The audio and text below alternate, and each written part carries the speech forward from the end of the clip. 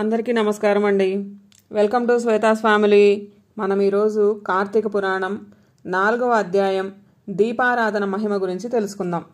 ఈ విధముగా వశిష్ఠుడు కార్తీక మాస వ్రతం యొక్క మహిమ వల్ల బ్రహ్మరాక్షస జన్మ నుండి కూడా విముక్తి పొందనని చెప్పుచుండగా, జనకుడు మహాతపస్వి తమరు తెలియజేయ ఇతిహాసములు వినిన కొలది తనివి తీరకున్నది. కార్తీక మాసంలో ముఖ్యముగా ఏమేమి చేయవలనో, ఎవరిని ఉద్దేశించి పూజ చేయవలెనో వివరింపుడు అని కోరగా, వశిష్ఠుల వారు ఇట్లు చెప్పదొడగిరి. జనక, కార్తీక మాసమునందు సర్వ సత్కార్యములను చేయవచ్చును. దీపారాధనము అందు అతి ముఖ్యము.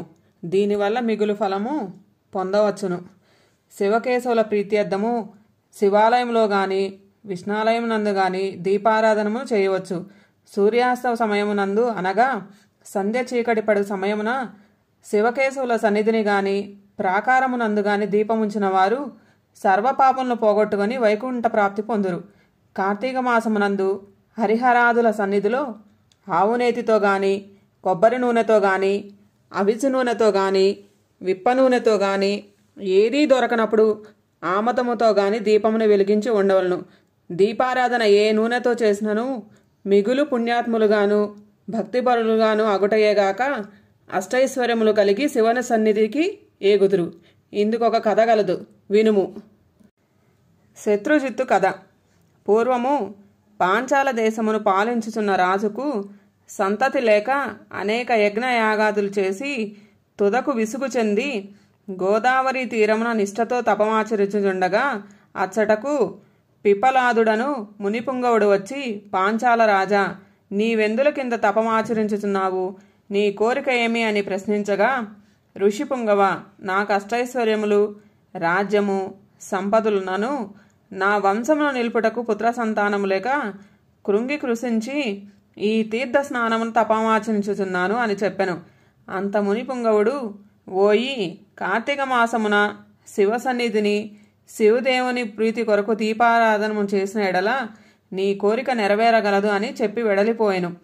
వెంటనే పాంచాల రాజు తన దేశమునకు వెడలి పుత్రప్రాప్తికై అతిభక్తితో శివాలయమున కార్తీక మాసము 1 రోజులు దీపారాధన చేయించి దాన ధర్మాలతో నియమానుసారంగా వ్రతము చేసి ప్రసాదములను ప్రజలకు పంచిపెట్టుచు విడవకుండా 1 దినములు అటుల చేసెను. తత్పుణ్య కార్యము వలన ఆ రాజు భార్య గర్భవతి అయి క్రమముగా 9 మాసములు నిండిన తర్వాత ఒక శుభముహూర్తమున ఒక కుమారుని కనెను. రాజకుటుంబీకులు మిగులు సంతోషించి తమ దేశమంతటను పుత్రోత్సాహము చేయించి బ్రాహ్మణులకు దాన ధర్మాలు చేసి ఆ బాలునకు శత్రజిత్తు అని నామకరణము చేయించి అమిత గారావముతో పెంచుచుండ్రి. కార్తీక మాస దీపారాధన వలన పుత్ర సంతానము కలిగినందున తమ దేశమంతటను ప్రతి సంవత్సరము కార్తీక మాస వ్రతములు దీపారాధనలు చేయడని రాజు శాసించెను.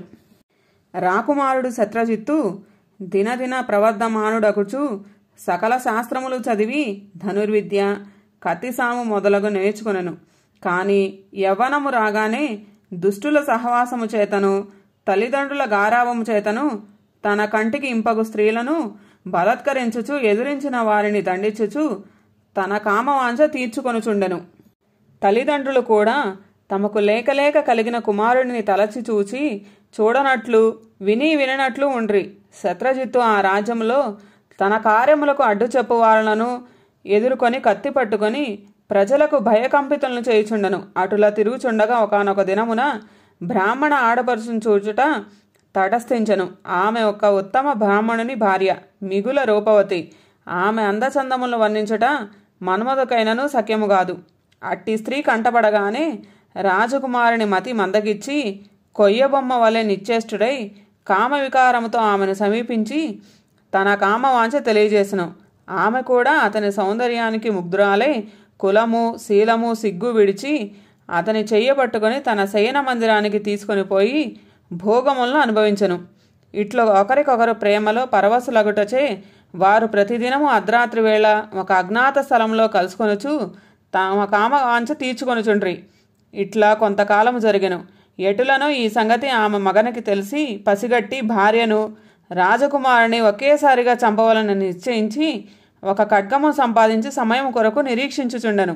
ఇట్లుండగా కార్తీక శుద్ధ పౌర్ణమి రోజున ఆ ప్రేమికులు ఇరువును శివాలయంలో కలుసుకొనవలని నిర్ణయించుకొనిరి. ఎవరికి వారు రహస్య మార్గమున బయలుదేరిడి. ఈ సంగతి ఎటులనో పసిగట్టిన బ్రాహ్మణుడు అంతకుముందే కత్తితో సహా బయలుదేరి గర్భగుడిలో దాగి ఉండెను. ఆ కాముకులిద్దరూ గుడిలో కలుసుకొని గాఢలింగన మొనర్చుకునే సమయమున చీకటిగా ఉన్నది, దీపం ఉండినా బాగుండును కదా అని రాకుమారుడు ఆమె తన పైట చెంగును చించి అక్కడున్న ఆమదపు ప్రమిదలో ముంచి దీపం వెలిగించెను. ఆ తర్వాత వారిరువురు ఆనందంతో రతిక్రీడలు సలుపుటకు ఉద్యుక్తులగుచుండగా అదే అదనుగా ఆమె భర్త తన మొలనున్న కత్తి తీసి ఒక్క వేటుతో తన భార్యను ఆ రాజకుమారుని ఖండించి తాను కూడా పొడుచుకొని మరణించెను.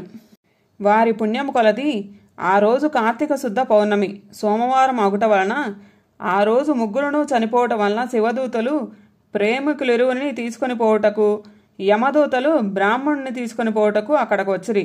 అంత అమదూతలను చూచి బ్రాహ్మడు, ఓ దూతలారా, నన్ను తీసుకువెళ్ళుటకు మీరెలా వచ్చినారు? కామాంధకారముతో కన్ను మిన్ను తెలియక పశుప్రాయంగా వ్యవహరించిన ఆ వ్యభిచారుల కొరకు శివదూతులు విమానంలో చుటేలా చిత్రముగా ఉన్నదే అని ప్రశ్నించెను.